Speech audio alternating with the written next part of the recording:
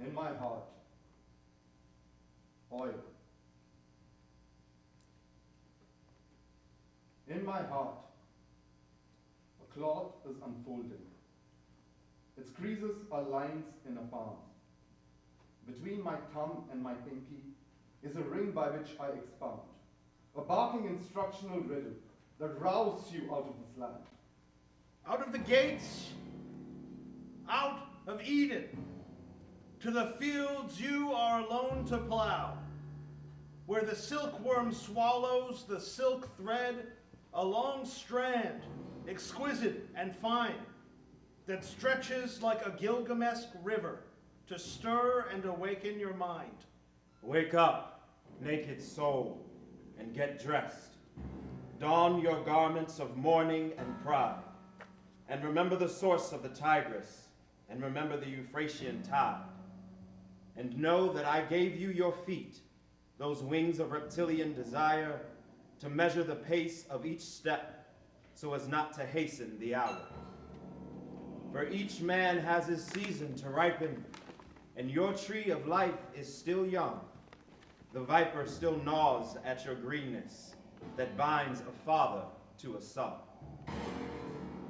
And as evening keeps rolling on westwards, the sun comes on George Bush the dad, who, while bouncing his kid on his kneecaps, confides him these oaths and commands. Rush fast, my firstborn, back to Eden, and crush the snake's skull with your thumb. In my heart, a cloth is unfolding, unwrapping a diamond on fire. The carbon, it whispers. Gold is dear, but carbon's divine. The carbon, it whispers.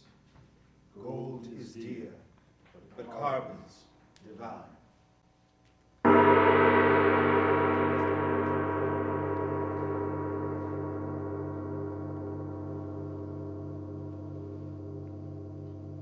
Tell me, my dumplings, what is SADDAM to you? To me, SADDAM is a lampshade, which, standing between my eye and God's light, diffuses it more tenderly to all people. You have spoken truth about my light and tenderness. Therefore, my tender light shall rest upon you too. Tomorrow, at the party's conference, you shall sit upon my throne. And what is SADDAM to you? SADDAM is the sea. SADDAM is the jetty. SADDAM is the city of ports. SADDAM is the tempest at sea which shakes the aircraft carriers, but also the single flashing lighthouse of safety. SADDAM is cause and effect. And because SADDAM is being so benevolent today, you were able to speak of him so highly. Come on Motherland's next day of independence, you shall deliver my speech. And you, my dearest double, whose likeness to my image makes my mustache yearn toward your lips, begging to be worn. What is SADDAM to you? Nothing. Nothing is nothing. Speak. Nothing. Lest I turn you into nothing, speak. What is SADDAM to me? Can he ever be compared with a sun, a sea, mountains, a world? Though he is present in all things, neither above nor beneath these heavens may his memory be found. And I, consumed by the awful privilege of serving as your servant double, am worthy only to be he who is unworthy of you, washed in agonized gratitude for failing to bear some remote likeness to he who has no like. SADDAM is not a that. SADDAM is not a such. There is no simile of SADDAM.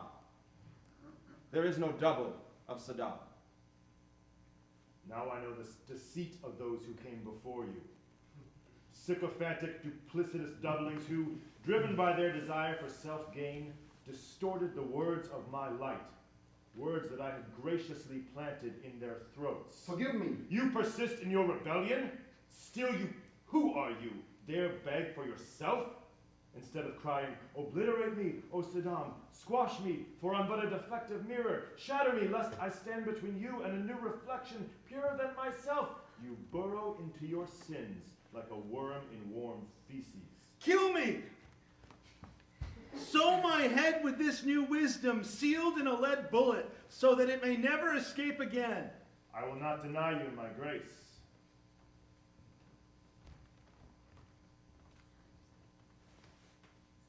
I am good. I am that stone, covered in dust for thousands of years amidst an oasis mirage, pretending to be in Eden, as it suddenly uprooted from its place and put in a fountain at the court of the Caliph, ever washed and ever molded by the sweet, sweet waters of the Euphrates. Knee!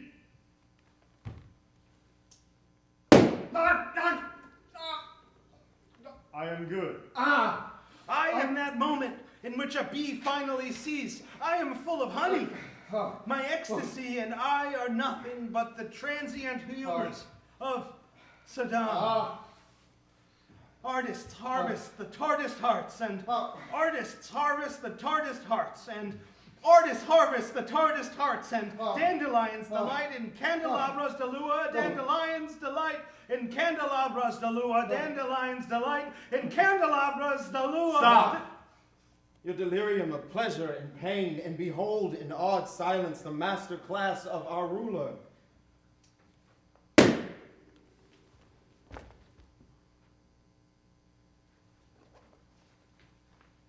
I am good. The man in me celebrates the monster in him. He celebrates because he conquers it each time, and he celebrates because it remains unconquerable.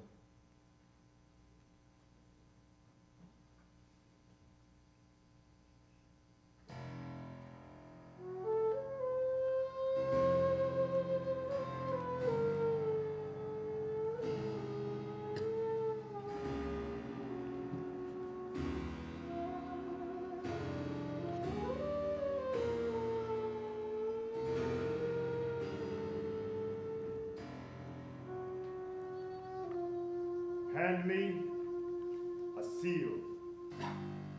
Hand me a line. Hand me a she-lion's hide. Hides of she-lions to lie on. Be the diamond down below. Be the diamond down below. Hides of she-lions to dine on. Be the diamond down below. Be the diamond down below. Hand me a pen.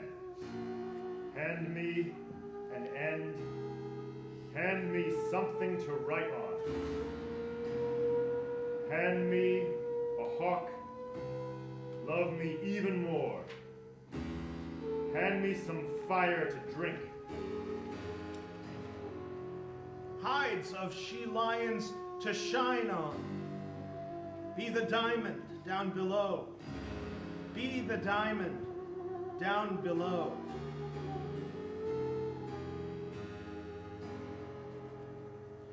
With a shout and a tirade, cry wow at the tyrant. Cry wow at the tyrant. Cry wow at the tyrant. Hides of she-lions to strike on. Be the diamond down below. Be the diamond down below. Hides of she-lions to strike on. Be the diamond down below.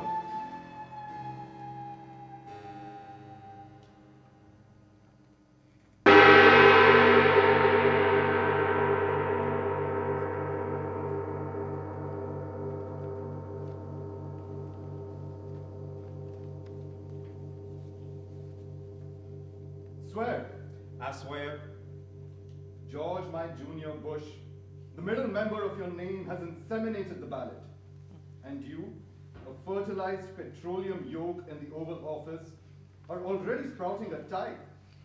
Hatching you, my President-ling, has been an arduous task. Where then are your vows of gratitude? I swear. Lo, Uncle Dick and Uncle Carl, they spent many a laborious year prepping the presidential propolis. The milk of your nurture is an extremely exotic fluid, a black butter indeed, churned of ancient kings of East. Without it, no American wheel can spin.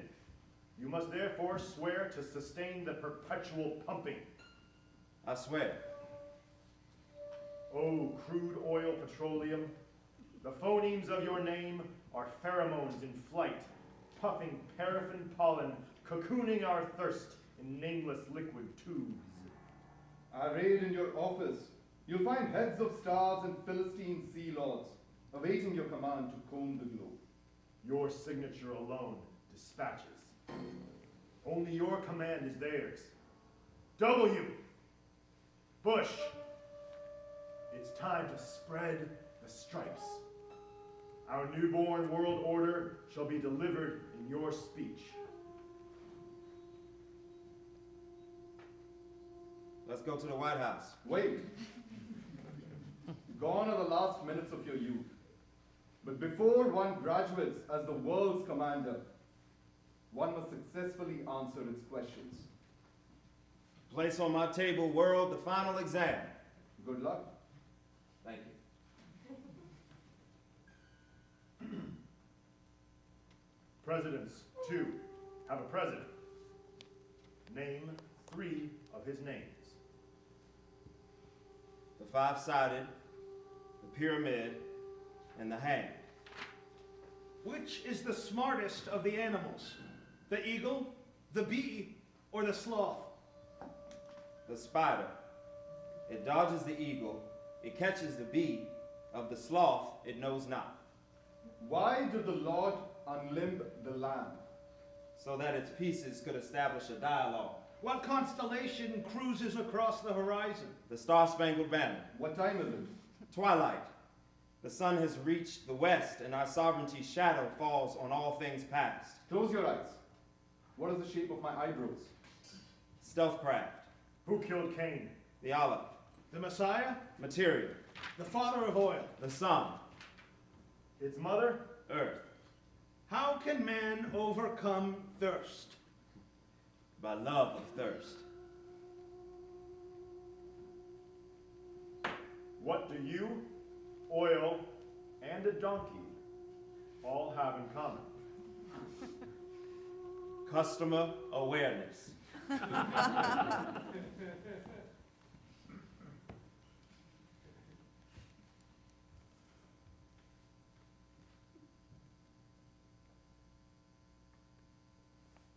Be free. Free. Be free. Obey. Obey.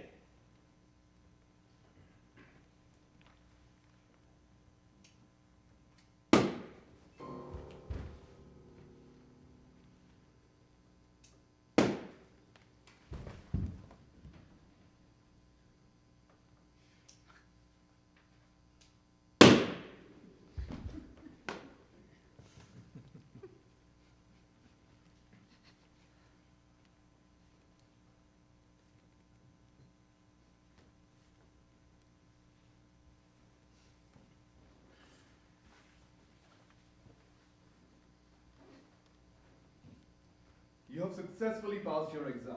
Blessed be Barbara, your bearer. Come. Colin Powell awaits your video call at the Pentagon. All right. Burn. I'm thirsty.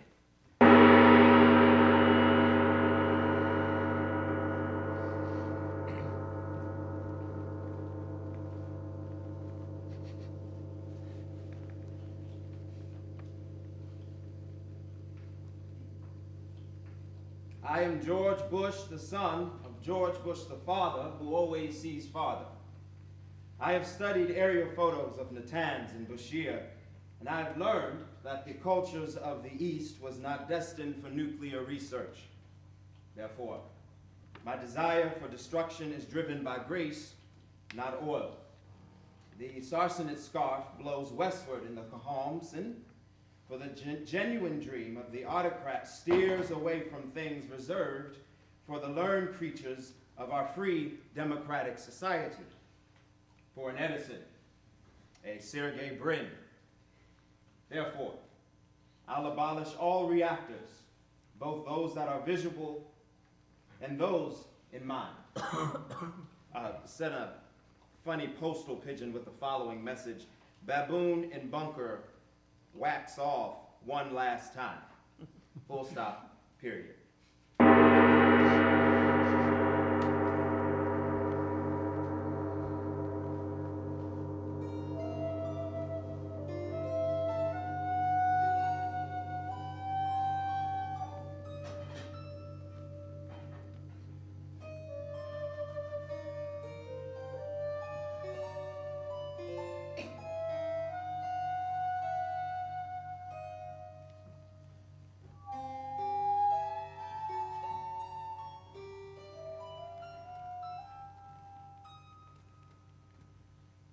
My little fire finger ignited you, Iraq, and fire whispers in your bush.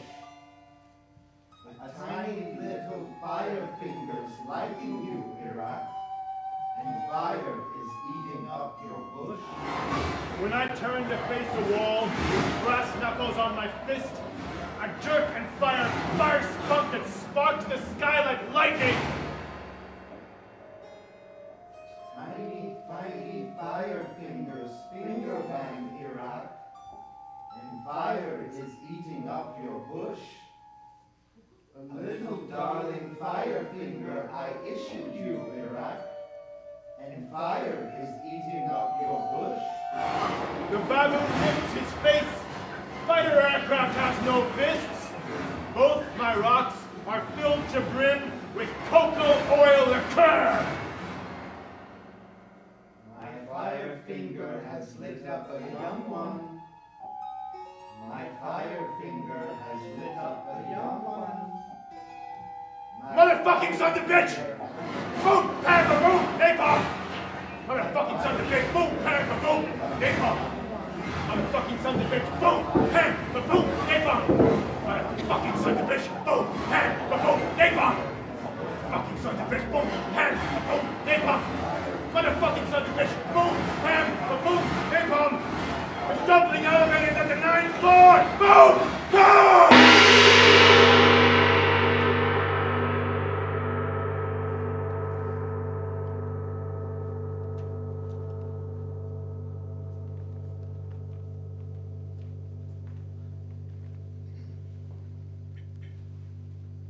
Hello? Saddam.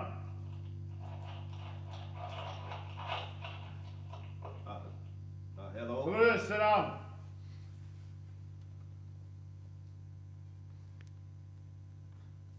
Hello? Saddam. Salah shalom, Saddam. Who is this? I am George Bush, the son of George Bush the father who always sees farther. I deploy dung upon your face. I scorch your corpse with acidic urine. I slash with a machete the vulvae of your widows. A sow in heat digs truffles out of your intestines. The sun dispatches vultures to pick at the blue of your eyes. I ravage your capsicums, scattering their meat. The banners of victory are all my schoolboys' saplings. I shove your torn penis down your gaping mouth. I lash out with letter bombs. An orangutan binds tight your testicular heel. Palestinian nectar lightning shoots through your veins. A gravedigger dug a mountain over you. I spurt forged documents to confound your citizens. I eat your wife, I snort terror! sucking her bones. I'm burning. I descend to oil. Lost in the wind. I descend to oil. With no lift from my wings.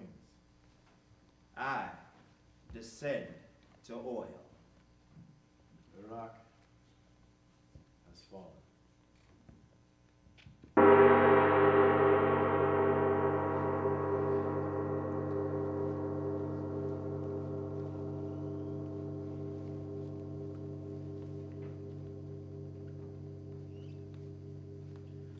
Archduke, Marduk, my lip tulip, abundant with his ripened palms, he who rigs reactors with ringing drums, the honored donor of olive blood. Boosting morale like Wallace Shawn, his cane flute spins catamarans, who oozes love like vanilla drizzles, thick white milk for his Saddam. My life and my shield, my God above, his thunders spring valleys to their feet, grinding mountains down to grain. Marduk is man and meaning, who by disc of force brands the land like signs of life upon the map. Bless the serf who kissed the gift of earth with knees of art. Saddam cruises through meanings and beauty. The science of men states fructify dirt. For trading blood with death, Marduk shall hail his friend. The secret right hand shaken by essence and signals. The base of Saddam, the red heifer. The coffee boils while he awaits.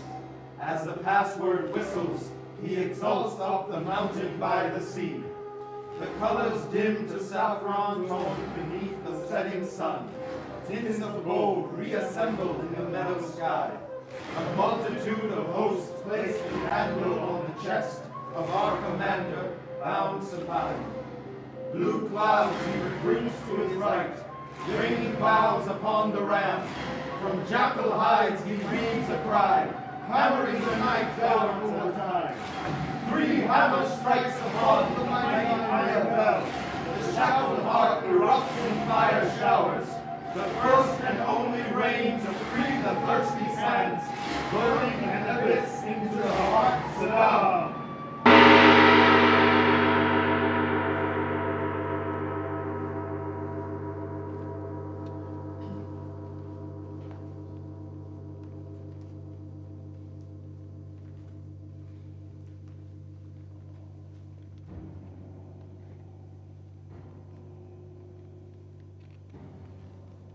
Descend to oil. And my dive, Babylon Tower. A son of tongue sheds his skin like a silent shawl, nude. Thus, a dime drops in the chalice of surrender. In the cormorant's droppings, trickle down a Persian Gulf night. What's a lamp to me? I descend to oil itself.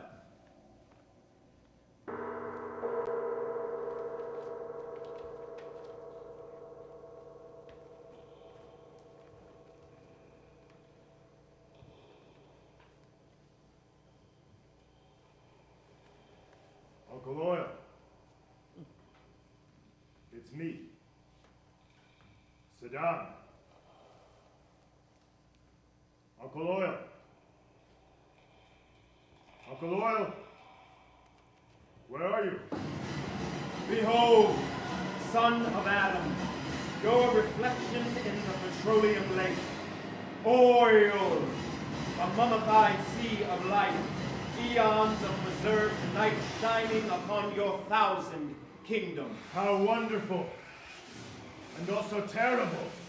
This is the sacred flesh of Tiamat, reserved for the Leviathan's last banquet.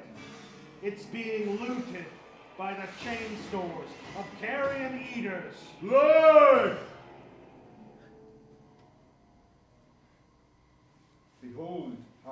Saddam. How alive is death? Like a fire in a lamp just before it has been kindled. Breathe the vapors freely. Have no thirst. Then the greenish sea will revive within your mind. Hear with strict attention how plankton flecks ferment, how bubbles burst and foam, how oxygen tickles oceans, how seaweed sweat is wet in prototropic plenty, bounteous with all life forms, each swimming to evolve. They drift from here to there, but all of happening is nuclear. The pearl, Its mother shell. The whirling spirulina. They all dive deeper into the code of greenish sense. Yes, Saddam, you biology sophomore, solar seeds sprout just before you. Light beams shine within the brine. Sister stars of Ishtar flaunt their gowns of breath and water. In their greenish dance, they flash reflections of Nineveh. Inhale the schools of fish, all wobbling in silent joy. They gather in the court of the Leviathan. Sweet, much sweeter than any date molasses, is oil. Oil! This bottled seed dates back from yore. It ripened into burnt black wine. This is your life's libation. But behold, Saddam, the casks are open. Devils are getting drunk down there. The barrels roll towards west and hell, where they fuel up iron wagons and tow them along their spider roads, tracing the path of our arteries and veins. Devils there are getting drunk. The future, Saddam, is at stake. Saddam, you're a little girl. Shut down the foreign embassies and eradicate all agents of the brothels, for they're disrupting the people's minds, licking spilled sperm from off their keyboards, spawning scoundrels and theater actors, while pimps plunder the temple's treasures, sucking the light of the lamp. President Bush has the dick of a pig, and it's drilling into your soul in a diagonal, Saddam. Listen, Saddam, to the voice of oil.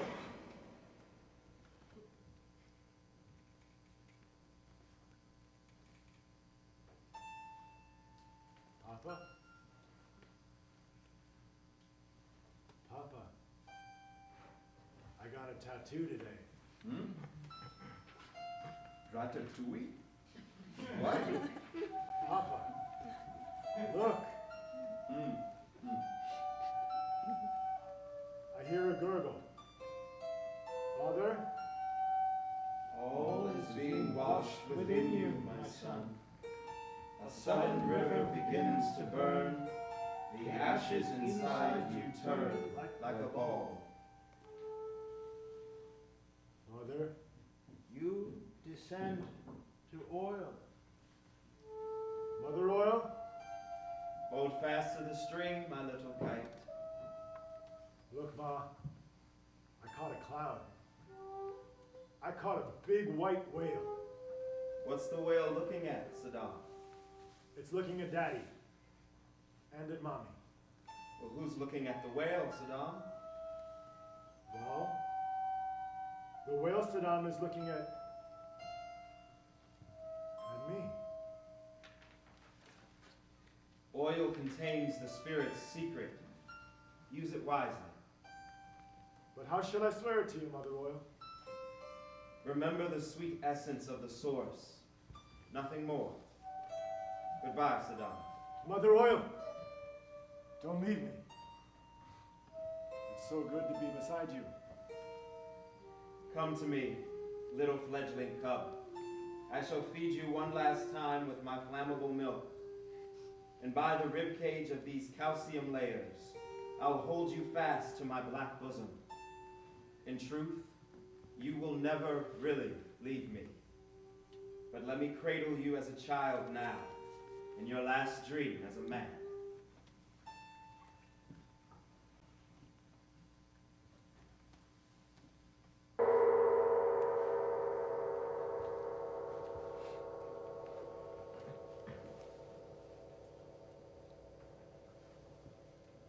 Dawn? Jared? Where am I? Father, you're awake. You're back with us, Father. Who are you? I'm your firstborn Uday. And I'm Kusei, your last. The sweet essence, Saddam. Nothing more. Mother? Father, Father, what were you dreaming? In my dream, I saw 4 fossils, weeping. Who will tell me the meaning of my dream? There are 4 presidents of America, carved in the mountain of rock. They are lamenting their defeat in battle. no, Kusei, you're not right. Why should father waste a dream on something already known to him? My father and commander, in your dream, you heard the voices of fossil fuels, crying from captivity to be saved. And you, my double, how would you decipher this dream of wailing fossils? I don't know. But I sense that these tears are tears of joy. Indeed. How could he who is so dead deny himself the joy of being alive enough to cry? Yes. Tears bind all that is created. Perhaps this is the meaning of the dream that I had dreamt. No doubt, a sovereign's dream. No. No sovereign am I, nor the ruler of Iraq. Sons, I am not your father. Double, you are free to your selfhood. Father! No, Saddam,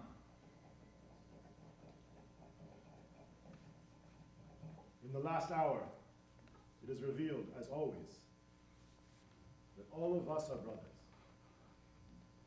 Let us therefore be ourselves.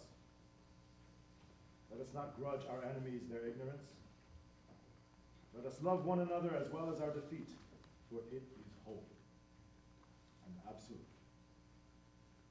like us, in this moment. And if our blood be spilled from a clean and purified heart, may it fuel a lamp in the darkness of generations to come.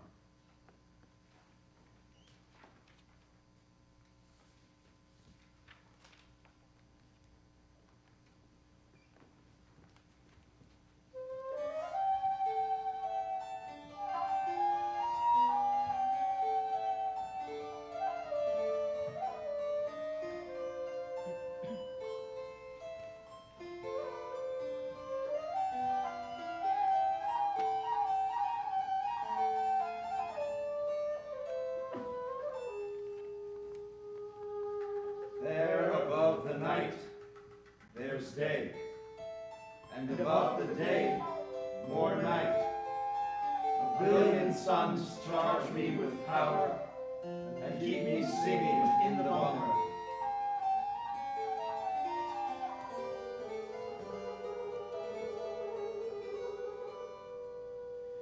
And there's an oil much blacker than the oil Americans seek. It shines from the depths of my spirit, lighting the wick of the heart.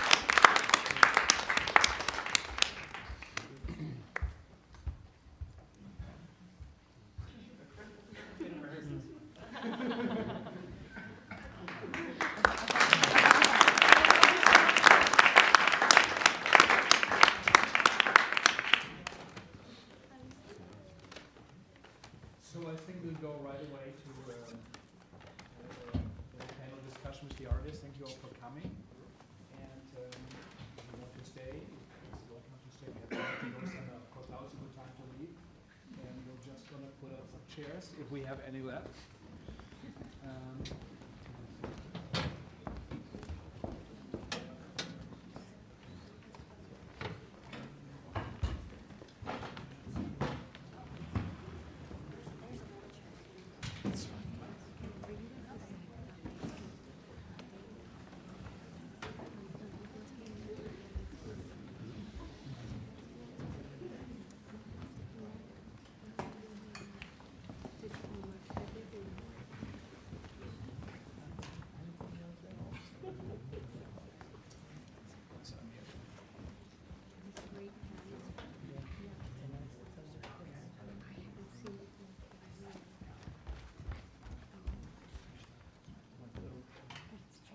So welcome everybody to the Martin E. Siegel Theater Center here at the Graduate Center CUNY, and to our final performance out of 10 for the Penbold Voices Festival. We are presenting the playwrights, and we had writers from Burkina Faso, from Chile, from France, Cameroon, and many, many countries. And tonight we have with us Yonatan Levy and Amir.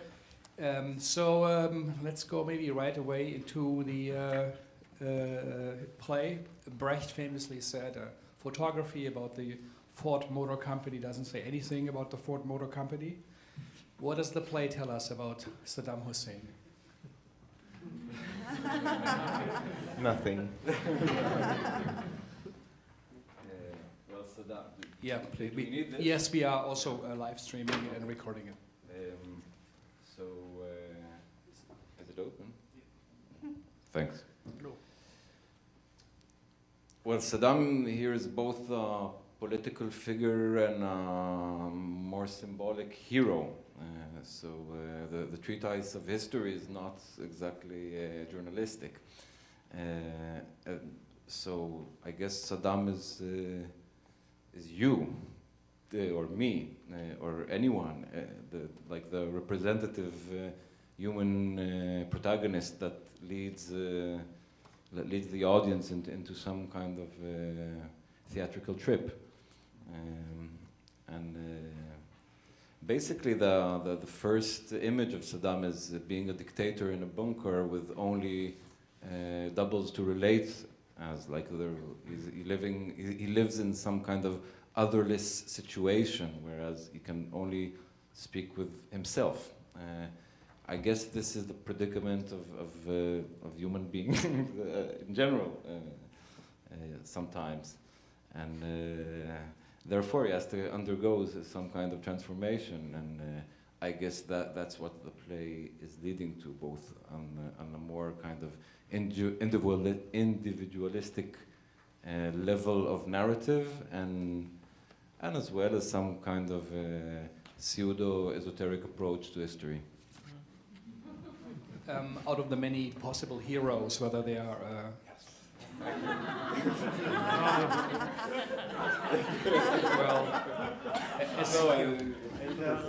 as Leonard Cohen said, it's the crack that lets the light through. And but out of the many heroes or possible leaders or dictators, why Saddam Hussein?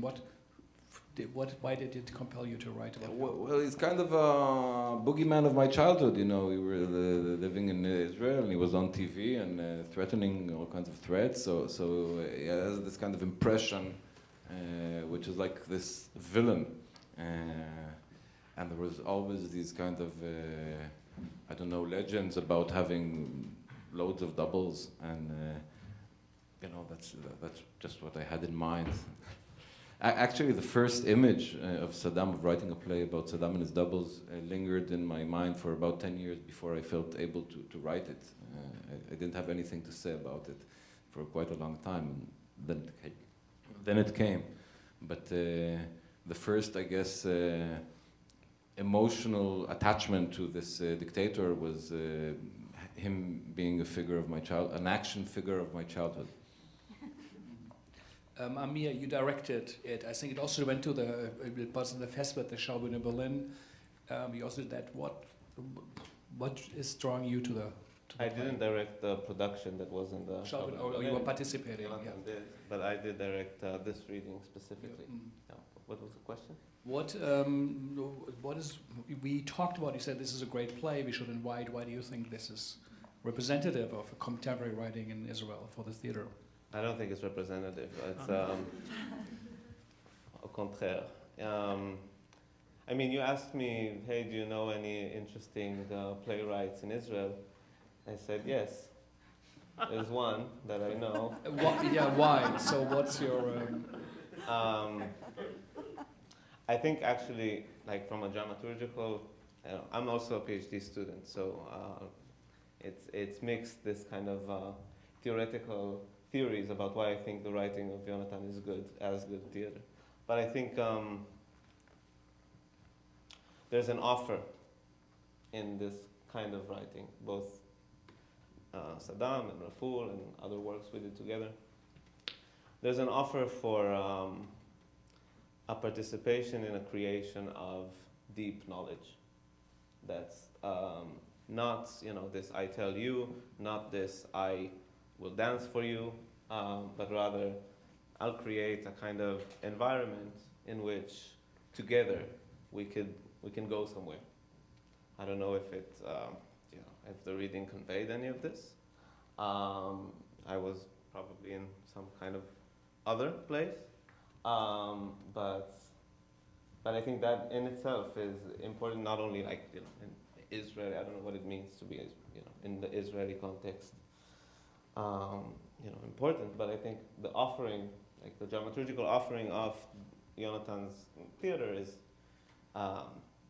important in all of the senses of the word.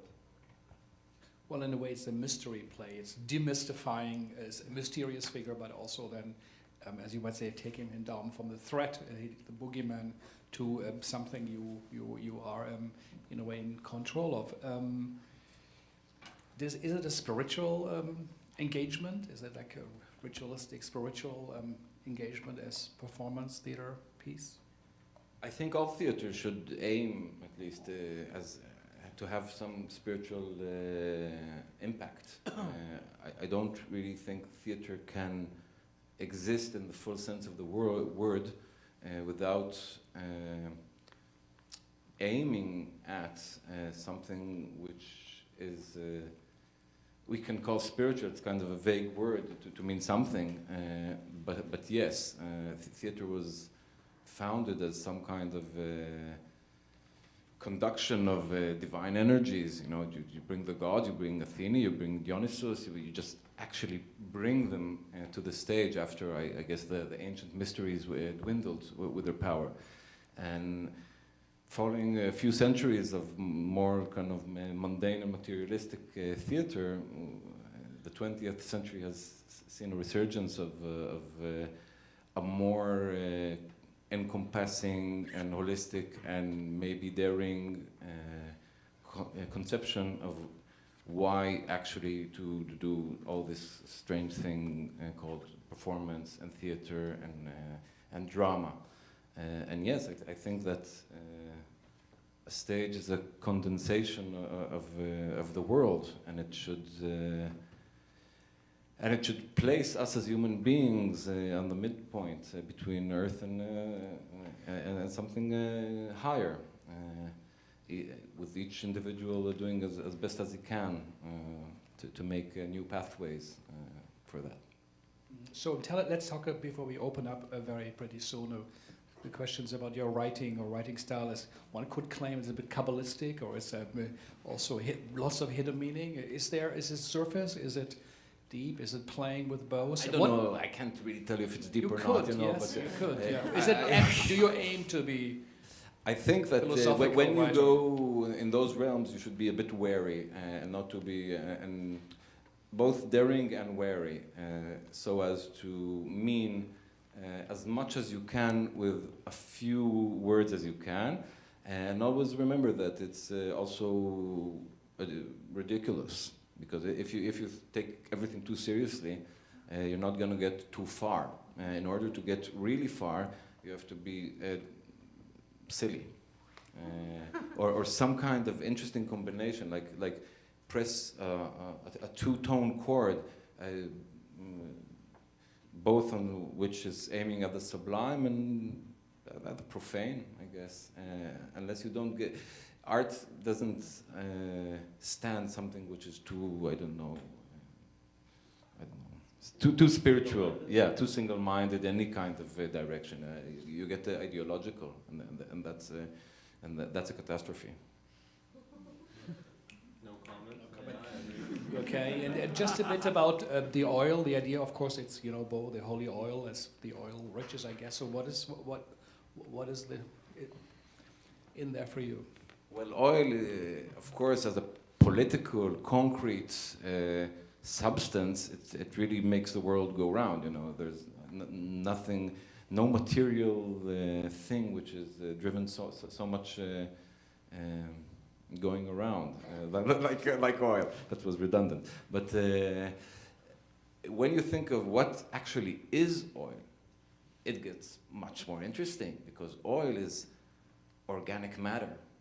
Okay, you've got trees and animals and kings of the East and dinosaurs and artichokes and everything, and you just press them down and bottle them in earth for millions of years, and then it becomes oil, and oil becomes plastic, and everything that we call synthetic actually has a organic origin, and everything organic is basically the sun, and that gives scientifically quite an interesting concept of what is oil. You take the sun and you put it in an earth cellar for so and so million years, and then it's precious again, okay? And you've got it politically, it's connected to the Middle East, which East, of course, is like what comes before, and in Hebrew it's actually the same word, before and East, and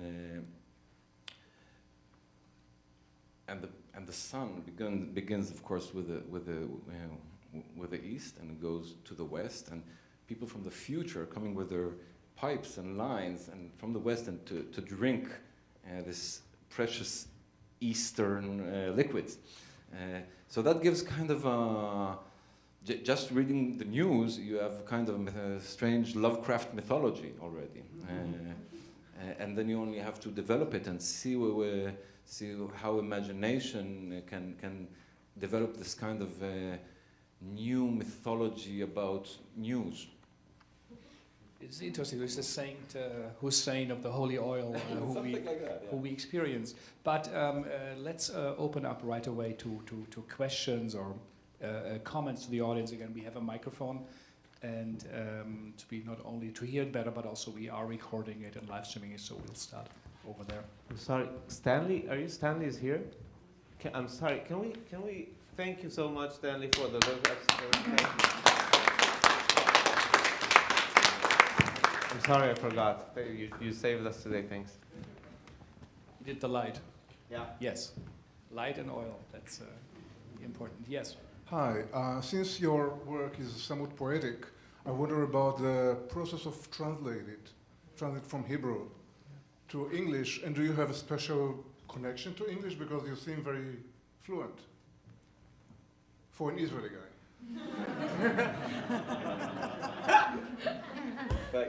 To both of you. We co-translated this thing, and I don't know really, because in Hebrew it sounds different, and it's much more based on the phonetics of Hebrew. Like, there's certain elements of wordplay in the English that I hope that we manage to maintain. But basically, I consider language as an organism. Okay, like speaking with Hebrew, you can speak with Hebrew. You don't only have to speak Hebrew or speak English. You can speak with English. Like, you can approach the whole language as some kind of spiritual, organic entity, a bit like oil, and then writing becomes something very, very intimate and creative and a bit strange. Did we manage in translating it? I don't have the tools to judge. I don't know. I don't speak English, regularly. I usually read it, so that's how I have this kind of probably kind of this Shakespeare Borat melange. I don't know. Born in Israel? I was born in Montreal. And I was born in Boston. But we both grew up in Jerusalem. Yeah. What age did you come to Israel? 4. 2. Okay. Well, maybe Amir, a question But also. it is something interesting because actually my mother tongue wasn't Hebrew, but I know Hebrew far better than I know English. So I always felt a bit alien to speech in general. It's like it has some deep biographical meaning. Actually, this question. I mean, for me, growing up in Israel, there was one thing, like we used to have Bible class and I couldn't understand the words. And I'd ask, I'd say, I want to use an English Bible. Because, I speak English very well and, this is how I understand better. And of course, then it's kind of simple. He went there, he did this, it's like, yeah, I can read it like not even an exciting prose, And translating this play was a little bit, I had that in my mind, this kind of challenge, how to not make it like really bland. And I think in the early versions it became this super ornamental text, which, swirls around itself in digging for alliterations and it was just a mess of, Hebrewish with a pomp, but also mityomer, pretentious Hebrewish.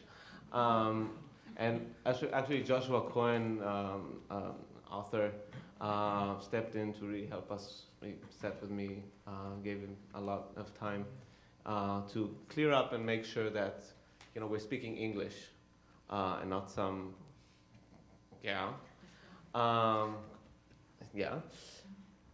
And I wanna boast on one translation thing that we did, because in the Hebrew, I hope it's okay. In the Hebrew, there is a point that it says that Marduk boosts morale like a great casting decision, havrakat lihuk.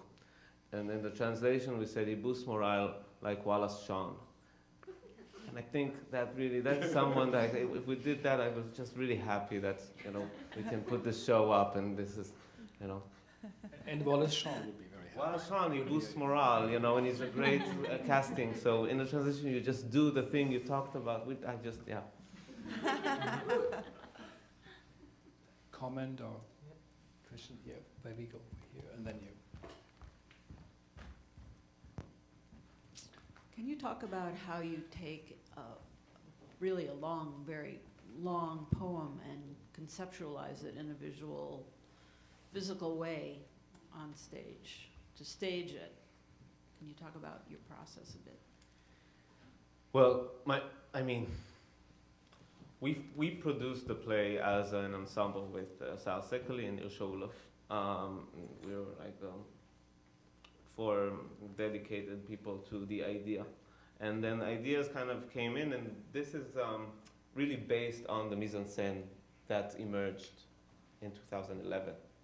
So, and back then, a lot of it was based on, we studied Gurdjieff movement, sacred dances of Gurdjieff. And then we had different, it's a great question, it's a very difficult task. It's never clear who needs to pick up these lines and when is a chorus and when is a singular. And it involves a kind of, more than anything else, a musical logic.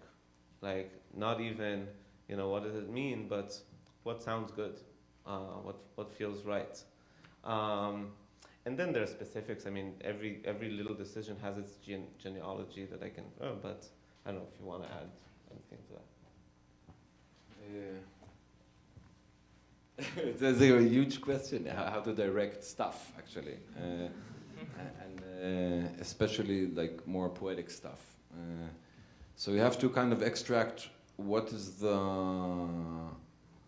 let's say, the poetic line is about. Okay, you have to pinpoint the kernel of what you're saying. And then you have to re-enliven that same kernel in some visual form. And it can go various ways, but we don't have enough time to expound on that.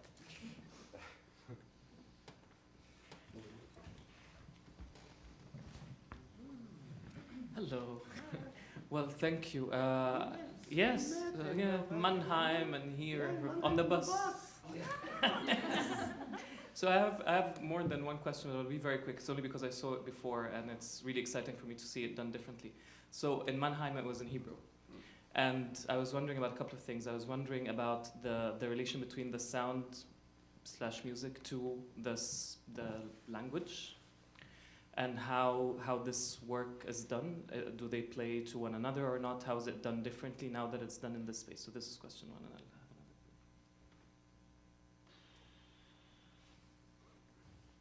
I feel like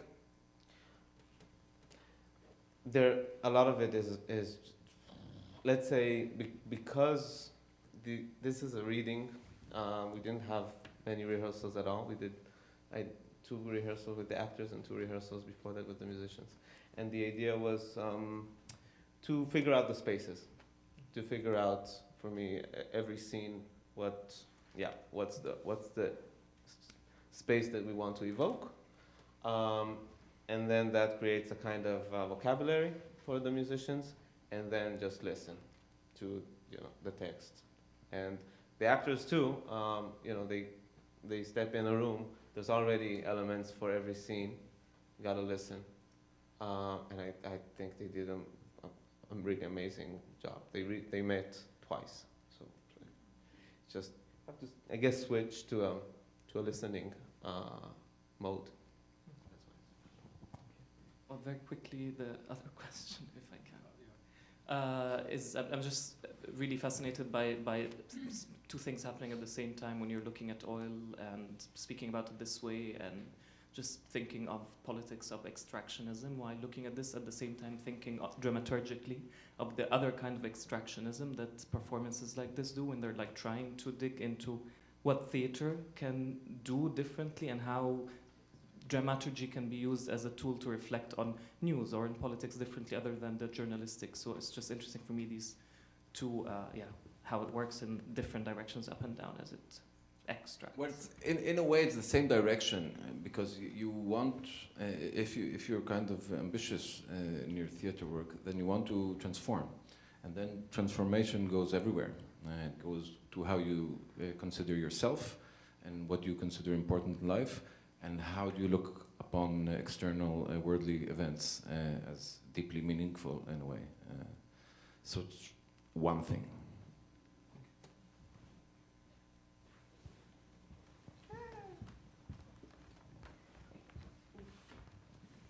Hi, thank you very much.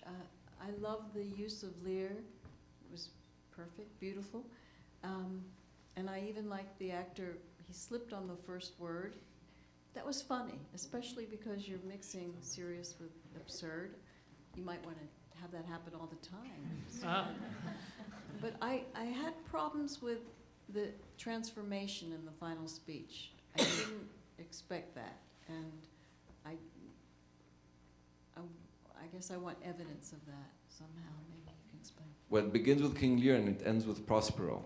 Okay, the end is also a kind of Shakespearean illusion. There's 3 Shakespearean illusions. There's Hamlet and his relation with his the swearing with the dad. I swear. Yeah, and there's of course King Lear in the beginning, and it ends with the last with the Tempest, and the end of the Tempest where Prospero just lets go of all his powers and he's ready actually to die, and so that was kind of in the back of my mind as a narrative, plundered from different plays. And there is some kind of jump in that scene, how somebody addresses and speaks kind of this humanistic, broad speech about humanity. Yes, I agree.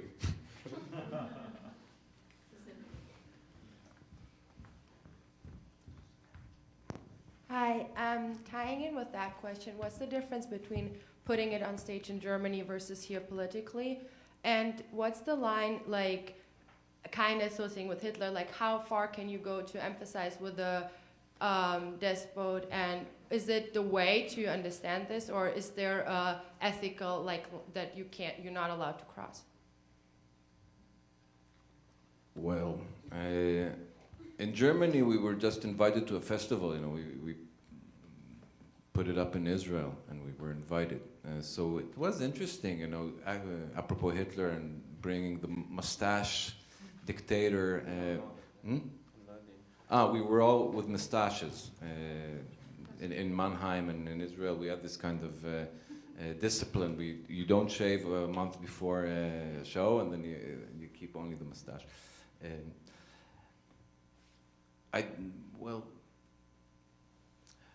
Being an Israeli in Germany always have this kind of overtones. So Saddam was the least of our troubles. And as for the second question, would we sympathize or do this kind of dance, dramaturgical dance with the Hitler? I don't know. It depends. I think everything is possible, and there are no ethical boundaries at all as something to begin with. You have to work with the art and work with the world and work with the context, and every time it's a bit different. I don't really believe in some kind of axioms which are right everywhere all the time. It doesn't work. So you have a certain date, and you have a certain context, and you have a certain idea and a certain audience, and you have to do your best with making it interesting. There are no general ethical rules for playwriting.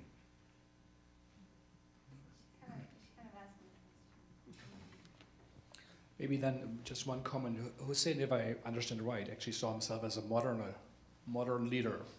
He was hated by bin Laden. Actually, women didn't have to wear headscarves. They were in political positions. He wrote a book actually on democracy. He was honored to see himself floating around space. You, in a way, put him in an occult, mystic context. Is that a political idea, or is it a theatrical performance? I needed reiterated the question. I don't. I think you know what I mean. So please help me. Try to understand that he himself was he saw himself as a modern leader, but meanwhile you put him in kind of a medieval. Yes, this kind of Parsival, yeah. Yes, Parsival, occult. Yes. Mystery leader. Is it a political idea, or is it just a theatrical idea? What is the profound philosophical idea? The thing is to put politics in its proper place. You know, politics is too invasive. You know, everything is just politics, and it kills people. Just kills the view of humanity. It killed him too. Yeah. Yes, he killed himself in that way. But just seeing everything only in the perspective of politics has to be stopped, and that itself, in a way, is a political statement, because you say, okay, let's look on events, even for the sake of a hypothetical fantasy. Look at what happens at the world in different concepts. If you stick with politics, you'll get boring stuff. Okay. You know what I mean? I do exactly know what I mean. Many theater companies also work in different. I think that's why it's so interesting. It's a different solution, or different. There are lots of also very good political theater. And there is. I'm making it a bit harsh, just for the sake of Remini or others. But another comment or question over here, yeah. For someone who's unfamiliar with your other work, I did want to ask, are there questions that you find yourself returning to, or subjects that particularly interest you? Yes. Your other works also, yeah, I've got some. Where does this sit in context with your other work?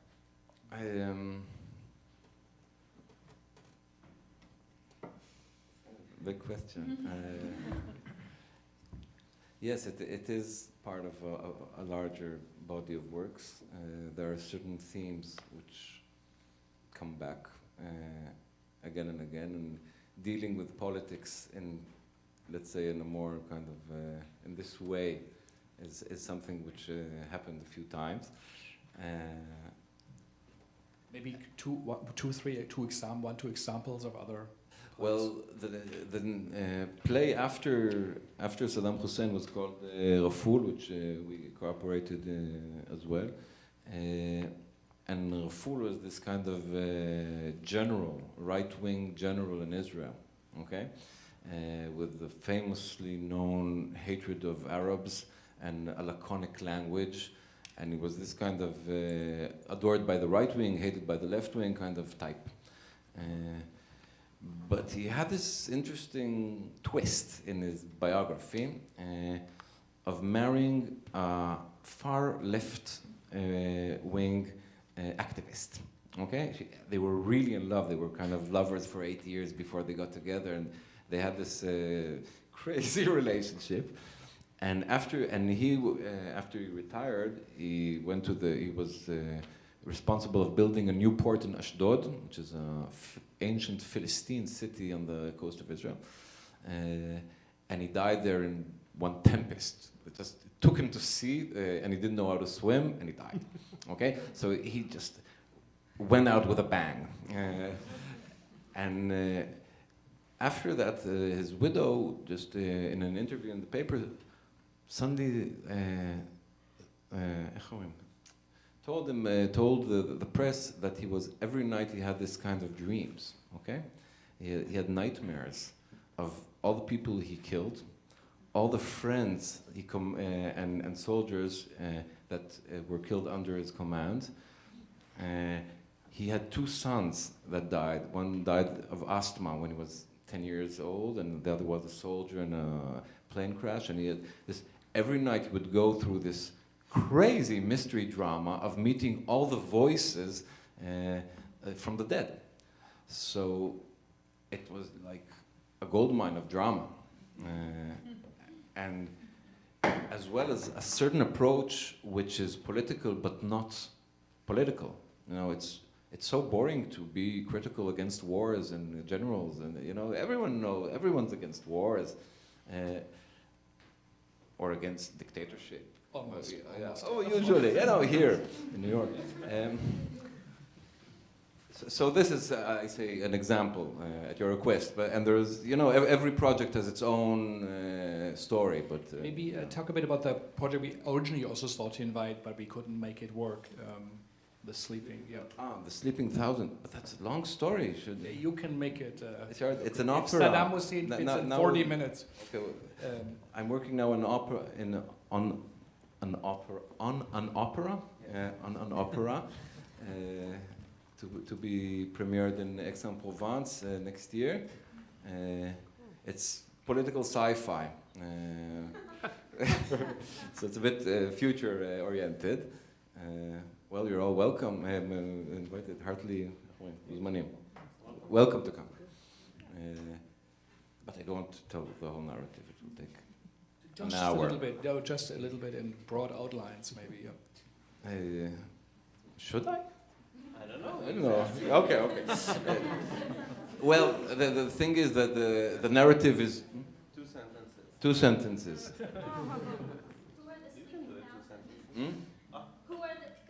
Who are the Sleeping Thousand? The Sleeping Thousand are 1,000 Palestinian administrative detainees, which are people in jail with no trial. And the story goes that they go on a hunger strike, okay, as they sometimes do. But this time the hunger strike has esoteric influence, and there's no rain and no wheat, and everything starts to die in Israel. So, and they can't let them go, and they can't put them to trial, and they can't kill them. So the solution is to put them to sleep, okay? So, and they take all these detainees and put them in a huge dormitory, and there's 1,000 Arabs sleeping, and this is how they solve the problem, okay? At least for the meanwhile, because after a few years, the Jewish population starts to suffer from insomnia and nightmares, and there's something strange going on. And the psychotronic department of the Shabak, which is the secret service, understands that among these 1,000 sleeping Arabs, there is probably a unit of lucid dreamers which found a way to dig energetical tunnels to the Jewish psyche and perform terror attacks at will. Okay? Okay, that's how it begins. Okay? Those are the sleeping 1,000, and that's only chapter 1. So it goes. Well, and maybe with that dream, that's a good moment to end it. We are slightly over time, and thank you for coming all the way from Israel. Amir, for putting it together. Thank you all for coming, and both of them will hang around here a little bit more, so please feel free to join. And we will have a little reception around the corner. It's called the Archive Bar on 36 between 5th and Madison, if you want to join us there, or anybody. It's the end of the festival. I also would like really to say thank you to the fantastic Siegel Center crew that made this all happen, and it was a big group effort. 10 plays in 3 days is for every organization a big deal, so thank you everyone, and thanks to Penball Voices for creating that festival, so thank you.